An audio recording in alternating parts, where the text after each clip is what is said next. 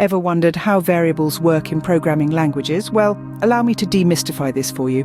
Variables are the workhorses of any coding language, the essential elements that keep everything running smoothly behind the scenes. So, what are they? In simple terms, variables are used to store data. This data can then be manipulated, transformed, and utilized throughout your coded program.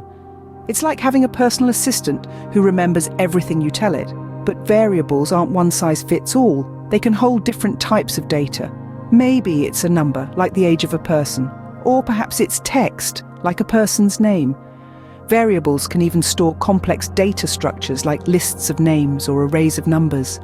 The flexibility of variables is what makes them so powerful and indispensable in programming. To sum it up, think of variables as containers, holding onto your data until you need it. Now, did you know variables come in different types? Yes, indeed. In programming, you'll often encounter several types of variables, such as integers, floats, strings, and booleans. These labels aren't just for show. They play a pivotal role in determining the kind of data a variable can hold and the operations it can handle. Let's dive a bit deeper. Integers and floats, for example, are numerical variable types. They're the workhorses behind mathematical operations like addition and subtraction in your code. On the other hand, string variables hold text data.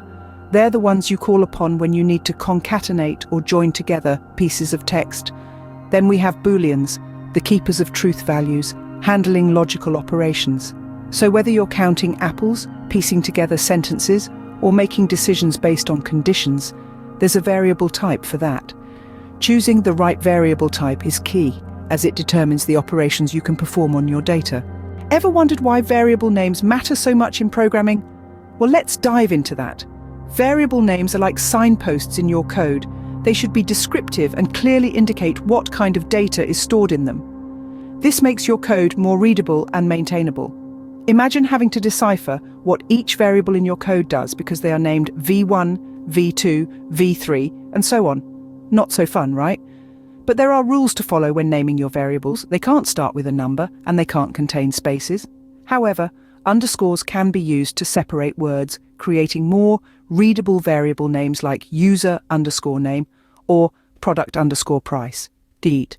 And remember, variable names are case sensitive. Username and username are two different variables. Remember, a well-named variable makes your code easier to understand and debug, so choose wisely.